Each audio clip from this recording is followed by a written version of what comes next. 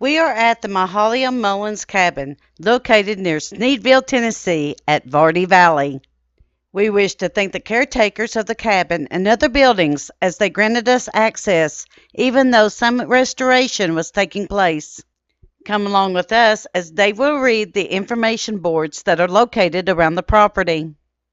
Welcome to the Vardy Community Historical Museum, Presbyterian Church, and the Mahalia Mullins Cabin. Both buildings are open to the public during posted times free of charge. The Vardy Community Historical Society Incorporated was organized in November 1997 and chartered in January 1998 in an effort to preserve the past for future generations and provide an avenue for the oral histories to be shared and safeguarded. With the help of the Nature Conservancy, the church was purchased. Other grant monies from the Clinch Powell RC&D, the Tennessee Humanities Council, and many donations from the community and board members allowed the restoration to be underway.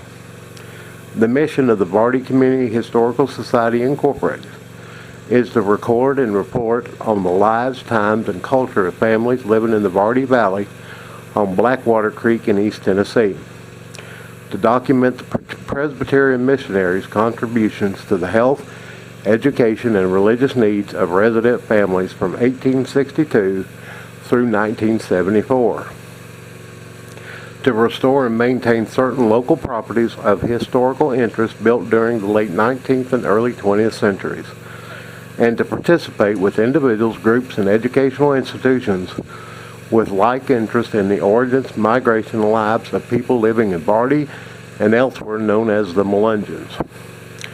Board meetings are the third Saturday of each month at 10 a.m. Anyone interested in Vardy is welcome to attend. All donations gratefully accepted. Mailing address, Vardy Community Historical Society, P.O. Box 554, Sneedville, Tennessee, 37869. We wish to thank everyone for watching our videos on the Mahalia Mullins history boards. Thank you for watching and supporting Kentucky Tennessee Living as we bring to you the lost and forgotten histories in Kentucky and Tennessee.